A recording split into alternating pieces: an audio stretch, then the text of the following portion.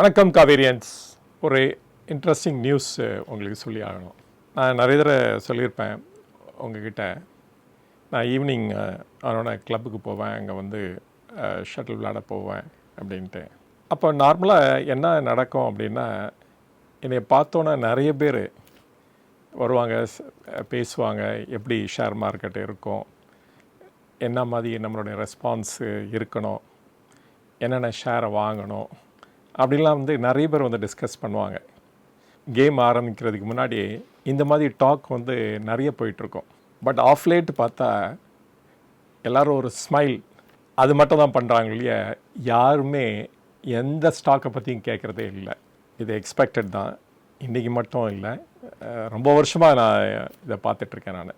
அதனால் இந்த தருணத்தில் வந்து நம்ம என்ன செய்யணும் ஆக்சுவலாக அப்படிங்கிறது தெரிஞ்சு வச்சுக்கணும். அது ரொம்ப இம்பார்ட்டன்ட் ஆக்சுவலாக. நம்ம கூட இதை பற்றி வந்து நிறைய வீடியோ போட்டிருக்கோம், நிறைய தடவை இதை பற்றி சொல்லியிருக்கோம். திருப்பியும் அதை சொல்ல விரும்புகிறேன் நான். ஏன் அப்படின்னா, இந்த சொல்கிற அத்தனை இன்ஃபர்மேஷனும் அப்படியே நம்ம மனசில் உள் வாங்கிட்டு அப்படியே மனசில் பதிஞ்சு வச்சுக்கணும் அப்படின்னு நினைக்கிறேன் நானும் யாராவது ஒரு லீடிங் அனலிஸ்ட் வந்து இந்த மாதிரி டாப்பிக்கை பற்றி பேசினா நான் அது உன்னிப்பாக அதை கணிக்கிறது உண்டு, அதை நோட்ஸும் எடுத்து வச்சுக்கிறது உண்டு. நமக்கு தெரியாத ஏதாவது அவர் சொல்கிறாரா அப்படின்னு தெரிஞ்சுக்கிறதுக்காக செய்வேன் நான். ஸோ அதனால் இந்த மாதிரி மார்க்கெட் சிச்சுவேஷனில் நம்மளுடைய அப்ரோச் எப்படி இருக்கணும், நம்ம என்ன பண்ணணும் அஸ் எ இன்வெஸ்டர் அப்படிங்கிறது பேசுகிறதுக்கு தான் இன்றைக்கி வந்திருக்கேன். ஃபஸ்ட் அண்ட் ஃபோர்மோஸ்ட் என்ன அப்படின்னா, பேனிக் ஆகிடக்கூடாது. பயந்துட்டு இருக்கிற ஷேர்லாம் ஈவன் லாஸ் ஆனால் கூட பரவாயில்ல அப்படின்னு சொல்லி வித்துறக்கூடாது. எல்லோரும் ரியாக்ட் பண்ண தான் செய்வாங்க, ஆனால் நம்ம எப்படி ரியாக்ட் பண்ணுறோம், இது மட்டும் இல்லை, எனி சிச்சுவேஷன்னாலும் நம்ம எப்படி நம்ம வந்து ஒரு அந்த சிச்சுவேஷனுக்கு நம்ம ரியாக்ட் பண்ணுறோங்கிறத பொறுத்து தான் இருக்குது. இந்த ப்ராப்ளத்துக்கு என்ன சொல்யூஷன்? ஓவர் ரியாக்ஷன் வந்து நமக்கு வந்து இன்னும் ஜாஸ்தி ப்ராப்ளத்தை தான் கிரியேட் பண்ணோம். அதனால் ஓவர் ரியாக்ஷனை வந்து அவாய்ட் பண்ணோம். இதுதான் முதல் பாயிண்ட். செகண்ட் இம்பார்ட்டன்ட் பாயிண்ட் என்ன அப்படின்னா, சரி மார்க்கெட் நல்லா குறைஞ்சிருச்சு, சரி பாரோ பண்ணி கூட இன்வெஸ்ட் பண்ணலாம், கோல்டு அடமானம் வச்சு கூட இன்வெஸ்ட் பண்ணலாம் அப்படின்னு கூட சில பேர் நினைக்கிறது உண்டு.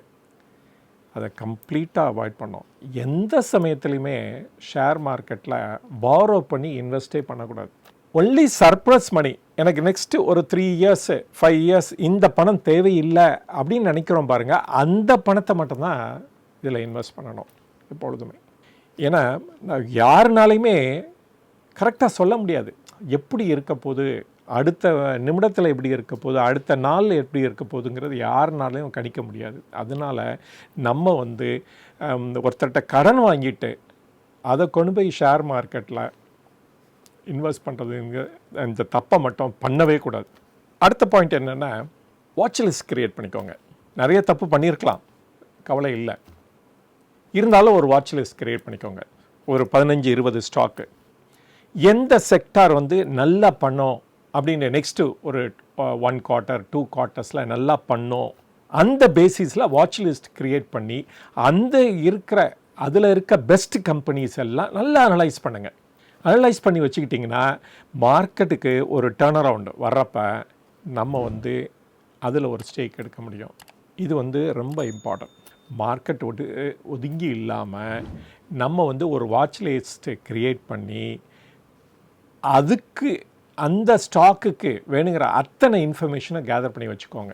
அப்புறம் இந்த தருணத்தில் இன்னொன்று வந்து ரொம்ப முக்கியமாக நம்ம செயல்பட வேண்டியது என்ன அப்படின்னா, ஒவ்வொரு செக்டாருக்கும் சில மெட்ரிக்ஸ் இருக்கும்.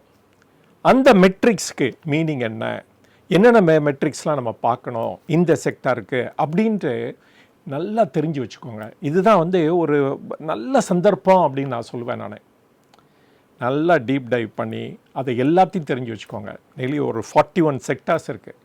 அந்த 41 செக்டார்ஸுக்கும் எது முக்கியமானது எது முக்கியம் இல்லை அப்படின்னு ஒரு நல்ல ஒரு நோட் புக்கில் எழுதி வச்சு நீங்கள் நல்லா ஸ்டடி பண்ணி வச்சுக்கிட்டிங்கன்னா இது ரொம்ப யூஸ்ஃபுல்லாக இருக்கும் at a later point of time அப்படின்னு நினைக்கிறேன். அப்புறம் ஒன் மோர் திங், இப்போ ஒரு ஷேர் மார்க்கெட் கரெக்டாக இருக்குது, டெய்லி ஒரு 15%, சில ஷேர்ஸ்லாம் ஈவன் 50% கூட கரெக்டாக இருக்குது. எந்த காரணத்தினால ஜென்ரலாகவே மார்க்கெட் குறைஞ்சிச்சு அப்படின்னுங்கிறத தெரிஞ்சு வச்சுக்கோங்க. அது மேக்ரோ ஃபேக்டராக இருக்கலாம், இல்லாட்டா மைக்ரோ ஃபேக்டராக கூட இருக்கலாம். மேக்ரோ ஃபேக்டர்னால் இவன் இன்டர்நேஷ்னல் ட்ரம்ப்னால் வந்ததுனால இருக்கலாம், இல்லாட்டா இந்தியா செஞ்ச தப்புனால இருக்கலாம். மைக்ரோ ஃபேக்டர்ஸுங்கிறது நம்மளுடைய அந்த கம்பெனியோட போர் பர்ஃபார்மன்ஸ், அந்த மாதிரி எல்லாத்தையும் தெரிஞ்சு வச்சுக்கோங்க. இந்த ஃபேக்டர்ஸ் எல்லாம் திருப்பியும் இம்ப்ரூவ் ஆகிடுச்சா இல்லையாங்கிறதையும் அப்போ தான் நமக்கு வந்து தெரியும். சப்போஸ் அந்த ஃபேக்டர்லாம் இருந்து கண்ட்ரி விடுபட்டுடுச்சு, இல்லாட்டா அதில் இம்ப்ரூவ்மெண்ட் இருக்குது அப்படின்னா நம்ம அதை பற்றி கிளியராக ஒரு ஐடியா இருந்தால் தான் நமக்கு தெரியும். அதனால் எந்தெந்த ஃபேக்டர்னால் இந்த மார்க்கெட்டு குறைஞ்சிச்சுங்கிறத நம்ம ஸ்டடி பண்ணி வச்சுக்கணும். எனக்கு தெரிஞ்சு என்னென்ன ஃபேக்டர்ஸ்லாம் கான்ட்ரிபியூட்டட் இந்த டவுன்ஃபாலுக்குன்னு பார்த்தீங்கன்னு வச்சுக்கோங்களேன். ஒன்று வந்து ஜிடிபி க்ரோத் குறைய ஆரம்பிச்சிச்சு, இந்த கவர்மெண்ட் ஸ்பெண்டிங் குறைய ஆரம்பிச்சிச்சு.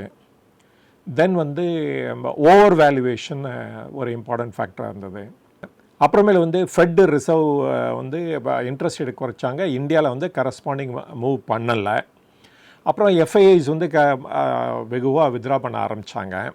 தென் டாலர் இன்டெக்ஸு நல்லா ஸ்ட்ரெங்தன் ஆகிடுச்சு. தென் ட்ரம்ப்போட எலெக்ஷன் வேறு வந்துச்சு.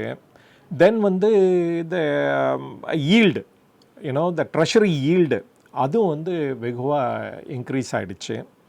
ஸோ அப்புறமேல ஃபர்தராக பார்த்திங்கன்னா கம்பெனியோட பர்ஃபார்மன்ஸு குறைஞ்சிக்கிட்டே போக ஆரம்பிச்சிச்சு. ஸோ இதெல்லாம் தான் கான்ட்ரிபியூட்டிங் ஃபேக்டர். இதிலெல்லாம் இம்ப்ரூவ்மெண்ட் இருக்கா இல்லையா அப்படிங்கிறத நம்ம கண்டினியூஸாக பார்த்துக்கிட்டே இருக்கணும். அதனால தான் நிறைய வீடியோஸ் வந்து இந்த ஃபேக்டர்ஸை ஃபோக்கஸ் பண்ணி நம்ம போட்டோம். இப்போ நெக்ஸ்ட்டு இம்பார்ட்டன்ட் பாயிண்ட் என்ன பார்க்கணும் அப்படின்னா, கண்டிப்பாக வந்து சம் இன்வெஸ்ட்மெண்ட் பண்ணிட்டு தான் இருக்கணும். கம்ப்ளீட்டாக வித்ரா பண்ணி இருக்காதீங்க.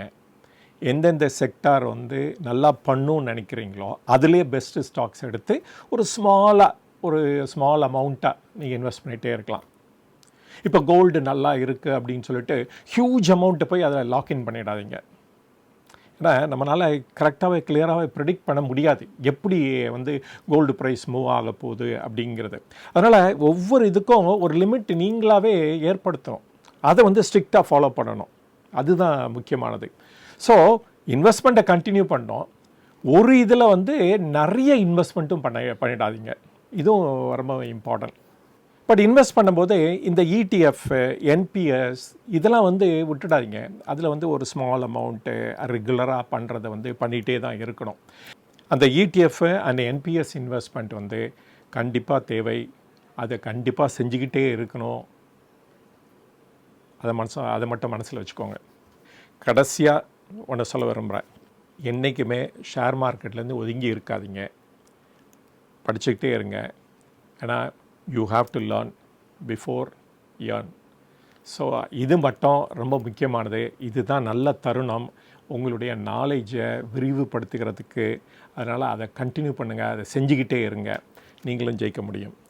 ஸோ இந்த இதில் வந்து நிறைய ஷேரை பற்றி பேசியிருப்பேன், இல்லாட்டா ஒரு சஜஷன்ஸ் கூட கொடுத்துருப்பேன். இதெல்லாம் வந்து ஒரு just an education purpose only, not a stock recommendation. இது வரைக்கும் உங்களுடைய பொன்னான டைமை இந்த வீடியோ பார்க்குறதுக்காக ஒதுக்குனதுக்கு ரொம்ப நன்றி. வேறு ஒரு சந்தர்ப்பத்தில் வேறு ஒரு டாப்பிக்கோட உங்களை மீட் பண்ணுறேன். வணக்கம்.